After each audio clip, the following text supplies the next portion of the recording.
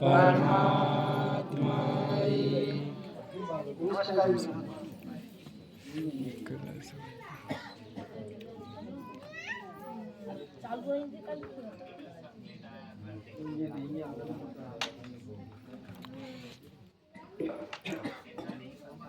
भगवत कृपा जागृत आहे. भगवत प्राप्तीकरिता परमपूज्य परमात्मा एक योग मंडळ वर्धमाननगर नागपूरच्या वतीने भगवान बाबा हनुमानच्या कृपेने व महान दैव बाबा दिंडीच्या आदेशाप्रमाणे आज दिनांक 21/5/2025 लाईट मारा नरकंडी जिल्ह्याच्या निवासस्थानी नुकतीच नवीन पार पडल्याने एका भगवंताच्या चर्चा बैठकीला सुरुवात झाली. या चर्चा बैठकीमध्ये सृष्टीची विधाता भगवान बाबा हनुमानजी उपस्थित आहेत. भगवंताला माझा प्रणाम. तसेच मानव धर्माचे संस्थापक सर्वांचे सद्गुरू महान दैव बाबा दिंडी हे सुद्धा उपस्थित आहेत. बाबाला माझा प्रणाम. मातृश्री वाराणसी दिंडोरी सिद्धूरकर हे सुद्धा उपस्थित आहेत.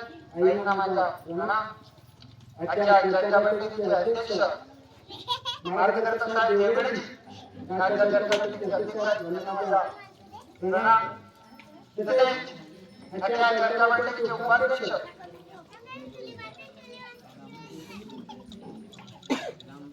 रामजी देवगडे साहेबांना माझा नमस्कार. आजच्या चर्चा बैठकीचे उपाध्यक्ष महादेवजी देवगडे यांना माझा नमस्कार.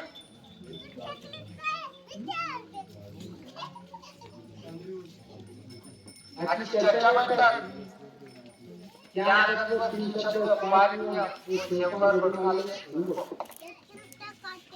या विचार सुरुवात केली आहे. मला या चर्चा बैठकीमध्ये संचालक साहेबांना थोडक्यात मार्गदर्शन करण्याकरिता आमंत्रित केल्याबद्दल त्यांना धन्यवाद. आणि आपण या मार्गात दुःखी प्रश्न जुळे या जेव्हा दुःख असेल आणि अनेकांमध्ये असताना आपण भरपूर देवाला चिंता केला कितीतरी अगरबत्ती आणि कितीतरी देवस्थान दिलं तरी आपल्याला अनेकांमध्ये असताना समाधान मिळाला नाही. आणि आपण आपल्या परिवारामध्ये जोपर्यंत दुःख असते आणि आपल्याजवळ जोपर्यंत पैसा असतो तोपर्यंत आपण त्या भगवंताला आणि आपण त्या पंड्याला पैसा देतो आणि या दुःखाचा आपल्याला लाभ मिळत नाही आणि आपल्याला समाधान मिळत नाही.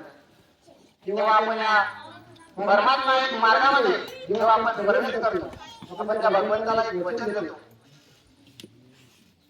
बाबाच्या मार्गात आपण आल्यावर आपण त्या भगवंताचा पालन करतो आणि वचन देतो. त्या वचनाला आपण जपतो आणि जोपर्यंत आपण त्या वचनाला पालन करतो तोपर्यंत आपला भगवंत आणि आपल्या जवळ सुद्धा उपस्थित राहतो. आणि जोपर्यंत आपण त्या भगवंताची प्राप्ती आणि कितीही मोठं दुःख असेल त्या मार्गात आल्यावर दुःख दूर होतं. पण बाबा बाबाला माहित होता की बाबा या जगामध्ये कितीतरी देव होतील पण फक्त मोठा बाबाला माहित होता जो जागेगा तो पाएगा, जो सोएगा वो खोएगा. बाबा म्हणून लागले जो जागेगा तो पाएगा, जो खोएगा वो खोएगा. बाबाचा म्हणणं होता की बाबा जोपर्यंत माझ्या देव तत्व शब्द निर्माण वागत तोपर्यंत त्याच्यावर 24 तास उपस्थित राहील. जो देव तत्व शब्द निर्माण वागणार नाही त्याच्याकडे कधीही लक्ष देणार. आता आपण जेव्हा मार्गात येतो आणि आपण जेव्हा निश्चित पितो आणि त्या निश्चितामध्ये आपल्याला समाधान मिळतं.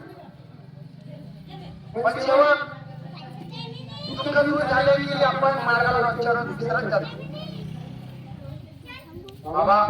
बाबाला माहित होता की माझी सेवा तर भरपूर होती बाबा जीवजीच्या जन्म 3 एप्रिल 1921 या तिथल्या निवासस्थानाला बाबाचे वडील काकूंची कुटुंबाची निवड करतात.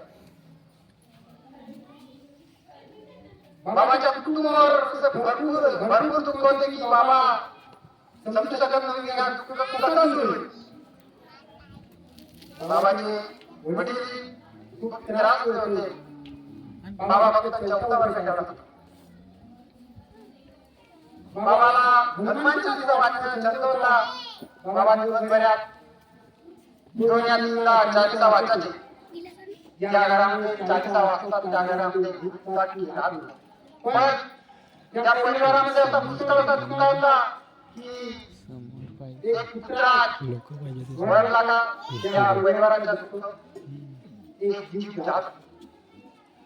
बाबा विचारात पडले. बाबाला असा एक व्यक्ती मिळाला. बाबा एका दरवाजात बसलेला आणि बाबा निघून एका दरवाजात बसलेला आणि एक व्यक्ती आला बाबाच्या निवासस्थानी. बाबाला म्हणला की तुम्ही का निदान बसले. बाबा सांगता की माझ्यावरती तिथे पुष्कळ दुःखात आणि त्या दुःखाच्या निवारण करू शकत नाही. तेव्हा त्या गणेशवाल्याने सांगितलं माझ्याकडे कसा मंत्र मिळते त्या मंत्राचा जाप केल्याने तुमचे दुःख दूर होईल. पण हा मंत्र चालला तर दुःख दूर होईल आणि नाही चालला तर तुमच्या जीवन पण माया जायला आणि पण तुम्ही मरून पण शकता. बाबाला असं वाटला की मंत्र एवढा कठीण आहे आणि करण्याला विचार केला. बाबाच्या परिवाराने पाय भावून बाबा या गणेशवाल्याकडून हा मंत्र तुम्हाला सांगतो म्हणजे आणि बाबाच्या निवासस्थानी बैठक घेतला. बाबा त्या भावांकडे पाच भावांकडे आणि बाबांकडे पाच भाऊ असे त्या बाबा पाचवी भावाला बसवला आणि बाबांनी पाचवी भावाकडे हा प्रश्न ठेवला की आपल्या परिवारामध्ये पुष्कळचा दुःख आहे आणि रोजच्या रोज आपले दुःख वाढत आहे. तेव्हा असा एक मंत्र आहे आणि मंत्राचा आपल्याला जाप करायचा आहे. मंत्र कसा आहे मला त्यांच्या भावाने विचारला. मंत्र एक असा मंत्र आहे त्या मंत्राच्या आपण आणि विधी पूर्ण झाली की या मंत्र आपल्या कुटुंबाचे दुःख दूर होईल. त्या मंत्राने विधी झाली तर आपले दुःख दूर होतील आणि विधी नाही झाली तर आपला जो व्यक्ती करेल त्याचे प्राण आणि आनंद होऊ शकतात. तेव्हा त्या पाचवी भावांनी बाबांनी आम्ही करू शकत नाही. बाबा विचारात पडले आणि आपल्या परिवारामध्ये तेव्हा बाबांनी त्यांच्या भावाकडे प्रश्न ठेवला. बाबा म्हणला की त्यांना की माझ्याकडे मुलगा आणि माझी पत्नी ह्या दोन्ही माझ्या पत्नीचा आणि मुलाचा तुम्ही सांभाळ करा आणि मी आयुष्याला सुरुवात करतो. यदि माझ्यावर कम जास्त किंवा झाला तर माझ्या मुलीचा माझ्या मुलाचा आणि माझ्या पत्नीचा सांभाळ करा. बाबा सांगितला की पाचवी भाऊ चारी बाबांना सांगितलं आणि हो म्हणला. बाबा त्यांना आम्ही तुमच्या मुलाचा आणि पत्नीचा सांभाळ करतो. तेव्हा बाबांनी 1933 साली या विधीला सुरुवात केली आणि बाबा जेव्हा या विधीला सुरुवात करण्याकरिता रोज मंदिरात जायचे. आंघोळ वगैरे करून जेव्हा मंदिरात जायचे आणि 41 दिवसाची विधी होती आणि त्या 41 दिवसामध्ये बाबांनी विधीला असा एक त्यांच्या परिवारामध्ये जे 4 भाऊ होते आणि बाबाजवळ 5 भाऊ होते असे एका त्यांच्या बुद्धीची असे तब्येत खराब झाली. त्यांची एक बुद्धी होती त्यांच्या अंगाला लाल चट्टे आणि त्यांच्यातून रक्त आणि पस वाहत होता. त्यांचे भाऊ बाबांकडे बसले